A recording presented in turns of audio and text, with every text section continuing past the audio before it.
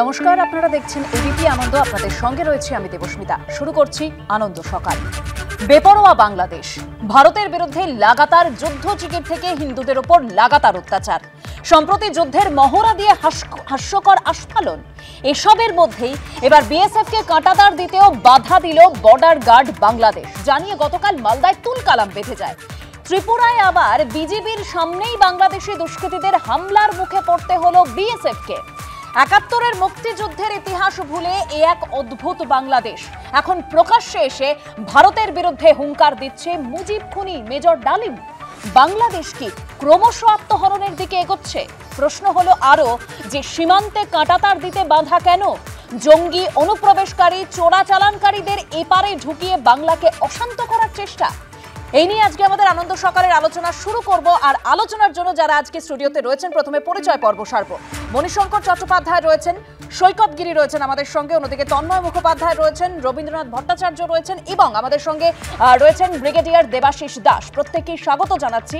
তবে এই আলোচনা করার শুরুর আগে যে বিষয় আপনাদের সামনে রাখবো, যে লাগাতার যুদ্ধজিগিরের মধ্যেই এবার সীমান্তেও উস্কানি বাংলাদেশের। মালদার বৈষ্ণবনগরে সীমান্তে বিএসএফকে কাঁটাতার দিতে বাধা দিল বর্ডার গার্ড অফ বাংলাদেশ। ঠিক কি ঘটলো দেখাবো।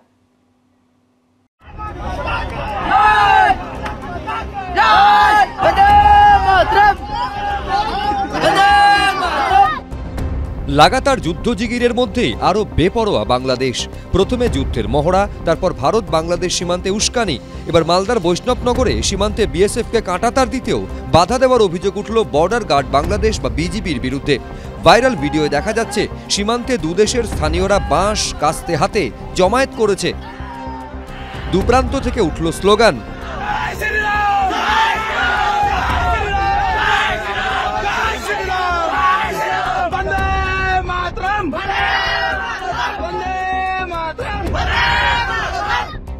বৈষ্ণবনগরের সুখদেবপুরে ভারত বাংলাদেশ সীমান্তের এই ১০০ মিটার এলাকায় বিএসএফ এর তরফে কাঁটাতার দেওয়ার কাজ শুরু হয়। অভিযোগ, তাতে বাধা দেয় বাংলাদেশের সীমান্তরক্ষী বাহিনী। ভারতীয় ভূখণ্ডকে বিতর্কিত এলাকা বলে দাবি করে তারা। এরপরই উত্তপ্ত হয়ে ওঠে গোটা এলাকা। বিএসএফ এর তরফ থেকে কিন্তু এখানে বাড়তি ফোর্স মোতায়েন করা হচ্ছে। কারণ হচ্ছে এখানে কিন্তু সীমান্তে কাঁটাতার দেওয়াকে কেন্দ্র করে এই এলাকা উত্তপ্ত হয়ে রয়েছিল। বিজিবি এবং বিএসএফ কার্যত সংঘাতের পরিস্থিতি তৈরি হয়েছিল। এখানে ১০০ মিটার এলাকা প্রায় কাঁটাতারহীন অবস্থায় রয়েছে। সেই এলাকায় কাঁটাতার দেওয়ার কাজ চলছিল। সেই সময় বিজিবির তরফ থেকে বাধা দেওয়া হয়। এটার মধ্যে প্রভোকেশন তো একটা আছেই, কারণ ওরা চাইছে প্রভোগ করতে আমাদের, যাতে আমরা এমন কিছু করে বসি যেটা ওরা চারদিকে তার একটা ফায়দা তুলতে পারে। এই যে দেখো এত বড় রাষ্ট্র আমাদের উপরে কিভাবে অত্যাচার করছে, এ ধরনের হতে পারে। শেষ অবধি চাপের মুখে পিছু হটতে বাধ্য হয় বর্ডার গার্ড বাংলাদেশ। বিজিবির তরফ থেকে দাবি করা হয় যে ভারত যেখানে কাঁটাতার দিচ্ছে সেই সীমান্ত তাদের রয়েছে ভূখণ্ড, তাদের কিন্তু বিএসএফ এর তরফ থেকে ফ্ল্যাগ মিটিং করে রীতিমতো কিন্তু দেখিয়ে দেওয়া হয়, মানচিত্র থেকে দেখিয়ে দেওয়া হয় যে এই যে এলাকা সেই এলাকা কিন্তু ভারতীয় ভূখণ্ডের মধ্যে পড়ে। এটা আমাদের বাংলাদেশ বর্ডার, ওই পাশে বাংলাদেশ দেশ আছে। বাংলাদেশ দেশেরা আমাদের দেশে যে তারবন্দি করবে বা তারবাড়া করবে, সেই তারবাড়াটা করতে দিচ্ছে না। অনেক বাংলাদেশের ফৌজ ওরা বাধা দিচ্ছে। তাই আমরা ইন্ডিয়ার মানুষ, ভারতবর্ষের মানুষ চেষ্টা করছি, এটা আমরা চাই ওটা দিয়ে তার বাড়াও। এ নিয়ে শুভেন্দু অধিকারী সোশ্যাল মিডিয়ায় লিখেছেন, how is the josh, high sir. Border guard Bangladesh সদস্যরা বাখরাবাদ গ্রাম পোস্টে বর্ডার ফেন্সিং প্রক্রিয়া চলাকালীন হস্তক্ষেপ করার চেষ্টা করলে উত্তেজনা ছড়িয়ে পড়ে। সঙ্গে সঙ্গে এলাকার স্থানীয় ভারতীয় নাগরিকরা এবং বিএসএফ তাদের ভয় দেখায় এবং তাদের উপলব্ধি করে যে জাতীয় নিরাপত্তার ক্ষেত্রে কোনো উপদ্রব সহ্য করা হবে না। মালদার জেলা শাসক জানিয়েছেন সমস্যা মিটে গিয়েছে, ফের কাঁটাতার দেওয়ার কাজ শুরু হয়েছে। করুণাময় সিংহ, অর্ণ মুখোপাধ্যায়, সত্যজিৎ বৈদ্য, এবিপি আনন্দ। আমাদের সঙ্গে ব্রিগেডিয়ার দেবাশিস দাস আছে। আমি ব্রিগেডিয়ার দাসের কাছে শুরুতেই যাব। ব্রিগেডিয়ার দাস, একের পর এক ঘটনা বাংলাদেশে আমরা দেখে যাচ্ছি। হিন্দুদের ওপর লাগাতার অত্যাচার চলছে, হিন্দুদেরকে খুন করা হচ্ছে সেখানে। সেই পরিস্থিতি, যুদ্ধের জিগির ভারতের বিরুদ্ধে, এবং এবার যে ঘটনা একেবারে এক ধাপ আরো এগিয়ে গিয়ে এই ঘটনা সীমান্তে কাঁটাতার দিতে বাধা দিল বর্ডার গার্ড অফ বাংলাদেশ। প্রশ্নটা উঠছে কেন, সমস্যাটা কোথায়? দেখুন, সমস্যাটা গভীরে। বাংলাদেশের একটা ছাত্র আন্দোলন একটা স্বৈরাচারী শাসনের বিরুদ্ধে শুরু হয়ে আমেরিকান ডিপ স্টেট এবং কিছু ক্ষমতালোভী মানুষদের জন্য ভারত বিদ্বেষে পরিণত হয়ে যায়। এবং সাথে সাথে যখন এই আন্দোলনের হুজুগটা শেষ হয়ে আসে এবং বোঝা যায় যে এখন কোনো চটজলদি ইলেকশন হবে না, তখন বাংলাদেশের যারা এফেক্টেড পার্টি, যেমন ধরুন বিএনপি বা জামাত বা ছাত্ররা, তাদের মধ্যে নানান রকম প্রতিক্রিয়া হতে শুরু করে। এক দল থেকে যেতে চায় এই ভজঘট একটা জগা খিচুড়ি সরকার নিয়ে যতদিন পারে, আর আরেক দল চটজলদি ইলেকশন চাইছে। এবং তার মাঝখানে ইউনূস নিজের ব্যর্থতা এবং অক্ষমতার প্রকারান্তে বুঝিয়ে দিয়েছেন। একটি রিসেন্ট ইন্টারভিউ দিয়েছেন উনি কবির নূরকে, বাংলাদেশের বিখ্যাত সাংবাদিককে, এবং সেই ইন্টারভিউতে উনি বুঝিয়ে দিয়েছেন যে ওনার ওপর জোর জবরদস্তি করে লিস্ট পাঠিয়ে দেওয়া হয় এবং উনি সেটাকে সায় দিয়ে দেন। ওনার নিজস্ব সেরকম ডিসিশন মেকিং এবিলিটি নেই। এবার এইখানে এই যে বাংলাদেশে মূল্য বৃদ্ধি হচ্ছে, বাংলাদেশে নানান রকম আক্রমণ হচ্ছে, তাতে বাংলাদেশের একটা বড় জনসংখ্যা যারা গণতন্ত্র চায় তারা বুঝতে পারছে যে জামাত এবং হিজবুতে তাহরির এদের যে এজেন্ডা সেটা হচ্ছে গণতন্ত্রের বিরুদ্ধে। এরা পরিষ্কারভাবে লিখে এজেন্ডা চালাচ্ছে গণতন্ত্রের বিরুদ্ধে, এবং এদের অর্গানাইজেশনটা 30টা দেশে ব্যান্ড। এবং সেই কারণে এখন একটা যদি যুদ্ধ জিগির করে দেওয়া যায় তাহলে সব দিক দিয়ে সুবিধা হয়। কারণ ইলেকশনটাও পিছিয়ে দেওয়া যায়, ক্ষমতায় অনেকদিন থেকে যাওয়া যায়, সাধারণ মানুষের সাপোর্টও পাওয়া যায়, মূল্য বৃদ্ধিটা কি তাৎক্ষণিকভাবে হলেও তারা ভুলে যেতে পারে হয়তো। এই আশায় এই কাজগুলো হচ্ছে। এবং আরেকটা কারণ আছে, সেটা হচ্ছে যে দেখুন, আমাদের বিএসএফ অতি সচেতন এবং সজাগ এবং সক্ষম ফোর্স, তারা দায়িত্বশীল ফোর্স, এবং তারা যে কাজগুলো করছে সেগুলো 1975 সালে যে আমাদের দুই দেশের জমির চুক্তি আছে তাই অনুযায়ী। কিন্তু বাংলাদেশের যে বিজিবি, তারা তাদের অর্ডারটা পাচ্ছে যেখান থেকে, সেখানে একটা আমি মৌলবাদী ছায়া দেখতে পাচ্ছি, যে যেন তেন প্রকারণে যেন একটু লড়াই লাগিয়ে দিলে ভালো হয় বা একটা যুদ্ধ বাজার গরম করতে পারলে ভালো হয়। এবার এই ক্ষেত্রে আমাদের বিএসএফ যে নিজেদের রিস্ট্রেন্ট বলি আমরা, যে ধৈর্য দেখিয়েছে এবং মানে এখন অব্দি তারা গুলি চালায়নি, এটা একটা ভালো দিক। কারণ ভারত বহু বড় শক্তি, ভারতের প্রয়োজন নেই ছোট ছোট ব্যাপারে বাংলাদেশের সাথে এরকম পায়ে পা লাগিয়ে ঝগড়া করা। তারা তাদের নিজেদের আভ্যন্তরীণ সমস্যাগুলো সমাধান করবার জন্য এই কাজটি করছে। এবং এরপরে একটা সময় আসবে যখন ভারতের ধৈর্যচ্যুতি হবে এবং ভারত তার যথাযথ ব্যবস্থা নেবে, সামরিক বা কূটনৈতিক, রাজনৈতিক এবং অর্থনৈতিক ব্যবস্থা তো ভারত অলরেডি নিয়ে ফেলেছে। এবং তার প্রতিফলন আমরা দেখতে পাচ্ছি বাংলাদেশের মুদ্রাস্ফীতির মধ্যে, আমরা দেখতে পাচ্ছি আরাকান আর্মি হঠাৎ করে বাংলাদেশের কোথাও গিয়ে কি মানে বাংলাদেশ চাইছে যে ভারত কোথাও গিয়ে একটা হঠকারী সিদ্ধান্ত নিয়ে নিকে, তার জন্য এরকম ঘটনা ঘটাচ্ছে? হ্যাঁ বটেই তো, ভারতকে উস্কানোর জন্য ভারতীয় দ্রব্য পুরানো, ভারতের ওখানকার অবসরপ্রাপ্ত সামরিক বাহিনীরা কলকাতা অবধি দখল করবার দিচ্ছে, যা কি তারা তো মানে আমি যখন রাজনৈতিক নেতারা এগুলো বলে আমি পাত্তা দিই না, কিন্তু যদি সামরিক কর্তারা বলে, যারা একদম অবগত আছেন যে তাদের শক্তিটা কতটা, আমাদের শক্তিটা কতটা, কারণ আমি বাংলাদেশের জেনারেল থেকে সাধারণ সোলজার তাদের সবার সাথে আমি ইন্টারঅ্যাক্ট করেছি বহুবার, বহু ট্রেনিং এ, তো ফলে তারা আমাদের সম্বন্ধে জানে, আমরা তাদের সম্বন্ধে জানি। একেবারে ব্রিগেডিয়ার দাস, আপনি আমাদের সঙ্গে থাকুন, পরবর্তীতে আরো ইনফরমেশন আপনার কাছ থেকে জানবো। কিন্তু একদিকে যেরকম আপনাদেরকে ছবি দেখালাম যে বৈষ্ণবনগর, মালদার বৈষ্ণবনগরের সীমান্তে এই পরিস্থিতি, অন্যদিকে বাংলাদেশের পাচারকারীদের ধরতে গিয়ে দিনে দুপুরে বাংলাদেশিদের হামলার মুখে বিএসএফ। কোথায়? ত্রিপুরায়। মঙ্গলবার ত্রিপুরার উনকোটি জেলার মাগরুলি পঞ্চায়েত এলাকা দিয়ে সীমান্ত পার করে বাংলাদেশের দিকে পালাচ্ছিল পাচারকারীরা। বিএসএফ তাদের ধাওয়া করে, আর তখন বাংলাদেশের নাগরিকরা তাদের উপর চড়াও হয়, বিএসএফ এর উপর হামলা চালায়, তাদের হাতিয়ার ছিনিয়ে নেওয়ার চেষ্টা করে।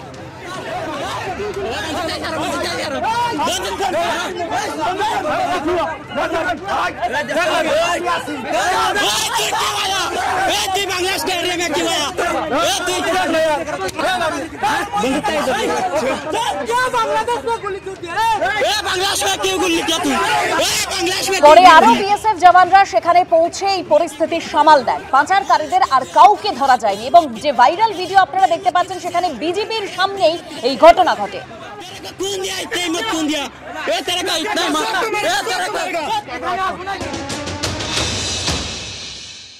ভারতীয় আইটিবিপির সঙ্গে ইন্দো তিব্বত যে ফোর্স, তার সাথে চীনা সোলজারদের স্কাফলিং বা ধস্তাধস্তি বা বিভিন্ন সময় আমরা দেখেছি।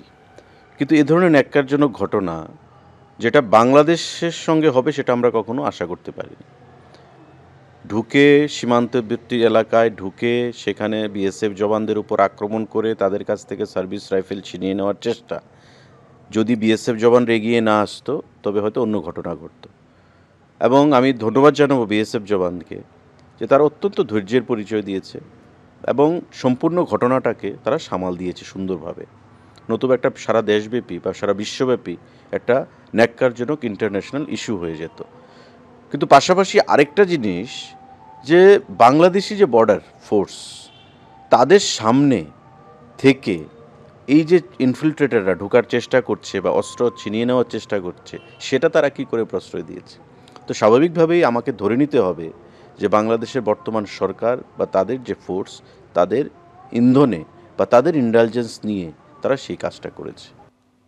তন্ময়দা, দেখুন, এটা তো একটা উস্কানি কথা যেটা হচ্ছে সেটা তো আছেই, তবে এটাও আপনি জানবেন যে বর্ডার এরিয়ায় প্রচুর মানুষ আছে, স্মাগলাররা, তারা কিন্তু এই ফেন্সিডিল, ইয়াবা ট্যাবলেটস, এই গরু, এই সমস্ত পাচার করে একটা বিরাট ইনকাম করে এবং তার উপরে বেঁচে থাকে। সুতরাং এখন যদি ফেন্সিং হয়, যদি কাঁটাতারে বেড়া দেওয়া হয়, তাহলে তাদের সেগুলো বন্ধ হয়ে যাবে। আপনাদের মনে থাকবে যে কুচবিহার জেলায় এরকম হচ্ছে, এই 1 বছর আগেই হচ্ছে এরকমভাবে বিএসএফকে অ্যাটাক করা হয়েছিল। তখন হচ্ছে বিএসএফ গুলিও চালিয়েছিল, 2 জন মারা গিয়েছিল এবং তারপরে রাজ্য সরকার দোষ দিয়েছিল বিএসএফের ওপরে, নাকি বিএসএফের দোষ। তো এখন রাজ্য সরকার দেখতে পাচ্ছে যে বিএসএফ গুন্ডা ঢুকিয়ে দেয় না বর্ডার দিয়ে, বিএসএফ গুন্ডা আটকায়, গুন্ডা যাতে ঢুকতে না পারে সেই কাজটা করায়। আর রাজ্য সরকার যে কাজটা করে না সেটা হচ্ছে কাঁটাতারে বেড়া দিতে সাহায্য করে না। আর যে কাঁটাতারে বেড়াটা এখনো যে ওখানে হয়নি, বহুদিন আগে হয়ে যাওয়া উচিত ছিল। আজকে আপনারা জানবেন যে যখন হচ্ছে কেন্দ্রীয় সরকার বলেছিল, আজকে আমি আপনাকে বলছি 2015 সালে এই সাউথ বেঙ্গল দক্ষিণবঙ্গ ফ্রন্টিয়ারের আইজি বিএসএফ, তার সাথে বৈঠক হয়েছিল তখনকার মুখ্য সচিব পশ্চিমবঙ্গে, এবং তিনি বলেছিলেন যে এই যে ল্যান্ড অ্যাকুইজিশন অ্যাক্টটা তৈরি হয়েছে 2013 সালের, তার আর্জেন্সি প্রভিশনটা ইমপ্লিমেন্ট করে জমিটা নিতে, কিন্তু রাজ্য সরকার যেটা দেখাচ্ছে সেটা পশ্চিমবঙ্গ নয়, এই জায়গাটা যেটা দেখাচ্ছে বিএসএফ এর কাছ থেকে ছিনিয়ে নিচ্ছে, এটা পশ্চিমবঙ্গ নয়, ত্রিপুরার ঘটনা। পশ্চিমবঙ্গ ত্রিপুরা না, আমি বলছি যে একটা দেশের যখন ঘটনা ঘটবে তখন আপনাকে নিরপেক্ষ হিসেবে কথা বলতে হবে, দেশের স্বার্থে, দেশের নিরাপত্তার স্বার্থে। এতদিন ধরে বলে আসছিলেন শুধু ফাঁকা জায়গা আছে পশ্চিমবঙ্গে, আজকে ফাঁকা জায়গা তো ত্রিপুরাতে আছে, আসামে আছে, কেন এতদিন ধরে ফেন্সিং দেওয়া হয়নি? আপনি ভুল বলছেন, এখনো দেওয়া হয়নি কেন? শুনুন, আমি বলছি, আজকে আসামে যেখানে কাটা দেওয়া সম্ভব সেখানে ঘটনাটা ঘটেছে, নদীর মধ্যে নালার মধ্যে কাটা দেওয়া যায় না। তন্ময়দা, যেখানে দেখাচ্ছে ত্রিপুরা, এখানে কোনো নদী নেই, নালা নেই, এখানে দেওয়া সম্ভব ছিল না। আমি বলছি, আমি আপনার দোষ দিচ্ছি না। দেখুন, একটা কাঁটাতার দেওয়া হয়নি, বিএসএফ এর ব্যাপার, এটাতে তৃণমূল, বিজেপি, সিপিএম, কংগ্রেস, আমি এটাতে যাচ্ছিই না। আমি বলছি আজকে যদি বাইডেন থাকতো তাহলে তো আমার মনে হচ্ছে আজকে ভারতবর্ষটাই নিয়ে নিত।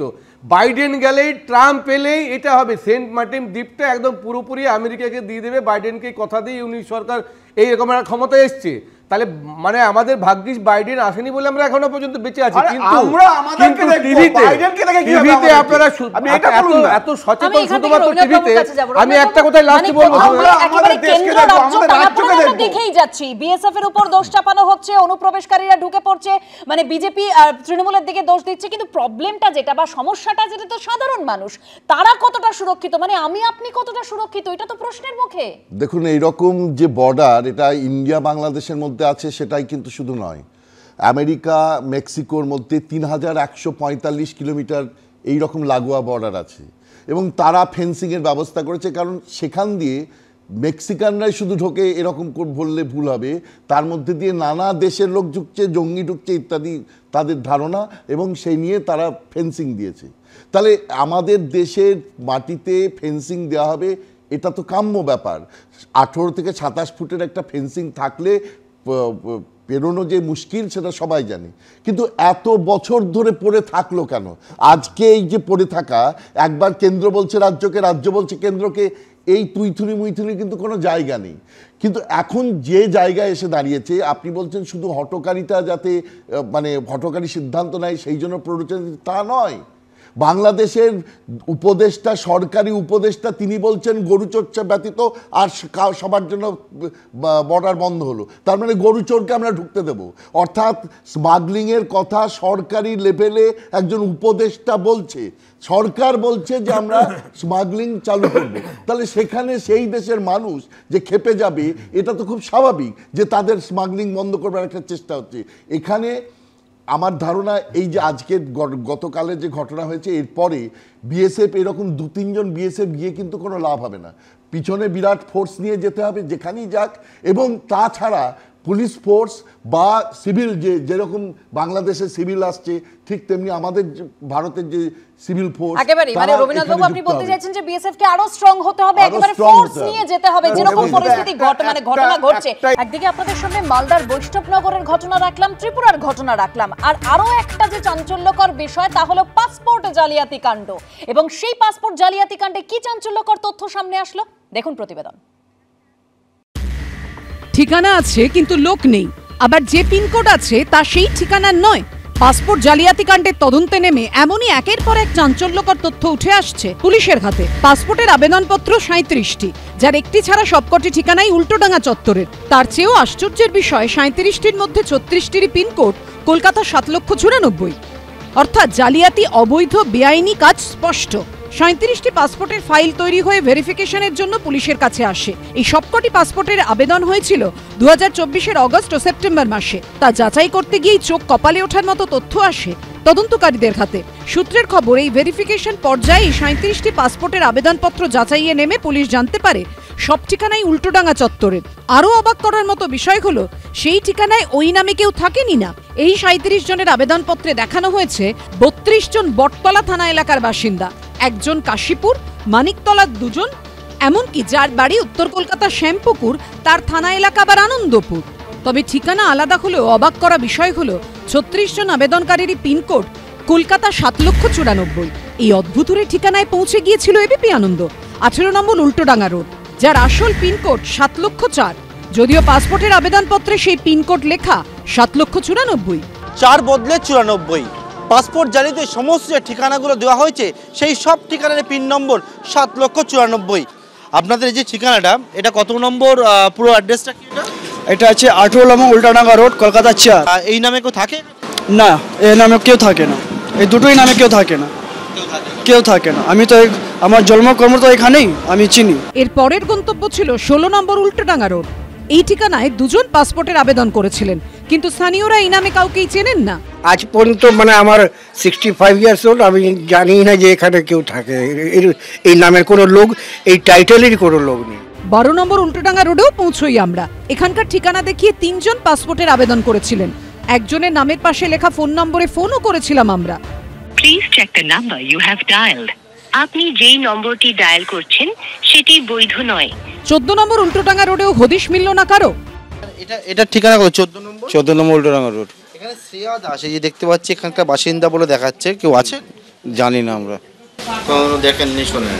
কিন্তু প্রশ্ন হলো, এতজনের আবেদনের ঠিকানা আলাদা আলাদা, কিন্তু পিনকোড এক হলো কিভাবে? এখানেই তদন্তকারীরা জানতে পারেন এই কলকাতা 7,94,000 পিনকোডটি আসলে পঞ্চশায়ের পোস্ট অফিস চত্বরের, যার প্রাক্তন পোস্টম্যান দীপক মণ্ডলকে তদন্তে নেমে গ্রেফতার করেছিল পুলিশ।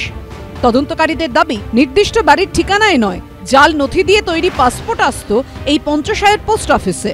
প্রাক্তন পোস্টম্যান দীপক মণ্ডল সেগুলি সংগ্রহ করে নিতেন। অন্য কেউ থাকলেও পরিচয়ের সুবাদে আনিয়ে নিতেন দীপক। কোনো সন্দেহ হয়? সন্দেহ তো হয়েছে, ওকে বলেছি যে আগে এই দেশে এসছে আমি দেবো না, ওই আমার বন্ধুবান্ধব হিসাবে এটা দিয়েছি, হিসাবে দিয়েছি, আর কিছু না। এই নামে এই ঠিকানা দিয়ে আমি দেখ দীপক আমি দেবো না, এ করবো না। ওরা দেখ কয়েকটা মাত্র বিয়ে দিয়ে ওরা বিপদে পড়েছে, হ্যাঁ ঠিক আছে দিয়ে দাও, এই বলে বিপদ দিতে। পাসপোর্ট জানতে না, এগুলি জানতে। এদিকে এরই মধ্যে জাল বার্থ সার্টিফিকেট তৈরিতে জড়িত থাকার অভিযোগে হুগলির খানাকুল থেকে একজনকে গ্রেফতার করেছে পুলিশ। পার্থপ্রতিম ঘোষ, কমল কৃষ্ণ দে ও বাপন সাঁতরার রিপোর্ট, এবিপি আনন্দ। আমি সৈকত গিরির কাছে যাব। সৈকত, যা পরিস্থিতি, মানে যেখানে কাঁটাতার দেওয়া নিয়ে সীমান্ততে, সেখানে কেন্দ্র রাজ্য একে অপরকে দোষ দিচ্ছে, কিন্তু প্রশ্ন হলো সাধারণ মানুষের নিরাপত্তা। কিন্তু এই যে পাসপোর্ট জালিয়াতি কাণ্ডে একদম যে প্রতিবেদন আমরা রেখেছিলাম, সেখানে যে তথ্য উঠে আসছে, তাহলে কে ঠিক কে ভুল, কার মদত সামনে আছে, সবকিছুই তো মানে এক জায়গায় চলে আসতো। সেই একই প্রশ্ন, সাধারণ মানুষ কোথায় যাবে, কার কাছে যাবে? দেখুন, অস্থির মৌলবাদীদের দাপাদাপিতে বাংলাদেশ উত্তাল। প্রতিবেশী রাষ্ট্র, আমাদের ভারতবর্ষের সঙ্গে বাংলাদেশের সাংস্কৃতিক, রাজনৈতিক এবং যে সীমান্ত এলাকা, তার একটা দীর্ঘ যোগাযোগ রয়েছে। স্বাভাবিকভাবে এর ফায়দা বিভিন্ন রাজনৈতিক শক্তি নেওয়ার চেষ্টা করছে, বিভিন্ন মৌলবাদী শক্তি নেওয়ার চেষ্টা করছে। পাসপোর্টের কথা বললেন, পাসপোর্ট ভিসায় সমস্তটাই নজরদারির আওতায়। এই নজরদারি দেখভাল করবার দায়িত্ব কাদের? ভোটার কার্ড থেকে আধার কার্ড থেকে পাসপোর্ট, স্থানীয় প্রশাসন এবং গোটা দেশের স্বরাষ্ট্র দপ্তর, নির্বাচন কমিশন, এরা পুরো হাত গুটিয়ে রয়েছে। স্থানীয় প্রশাসনের এত সিভিক ভলেন্টিয়ার, এত লোকাল থানার নজরদারি, সেগুলো পুরো ভুয়ো। আলটিমেটলি ভোট ব্যাংকের রাজনীতি করতে গিয়ে কেউ কেউ এই বাংলাদেশ ইস্যুকে বাঁচিয়ে রাখতে চাইছে। ভুয়ো ভোটার কার্ড, ভুয়ো আধার কার্ড, ভুয়ো পাসপোর্ট করে আসলে ভোট ব্যাংকের অঙ্ক কষতে চাইছে। সীমান্ত এলাকায় যে উত্তেজনা বাড়লে লাভ হচ্ছে জামাত, আরএসএস এর উগ্র মৌলবাদী রাজনৈতিক শক্তিগুলো। একেবারে সৈকত বলতে চাইছে যে ভোট ব্যাংকের রাজনীতি। আমি সৈকতের কাছে আসবো পরবর্তীতে আরো আলোচনায়। এই যে বাংলাদেশ অশান্ত, সেই অশান্ত পরিস্থিতির ছবি আপনাদের সামনে রাখবো। অন্যদিকে যে মৎস্যজীবীরা ফিরে এলো, তাদেরকে কিভাবে অত্যাচার করা হয়েছে সেই ঘটনাও রাখবো আপনাদের সামনে।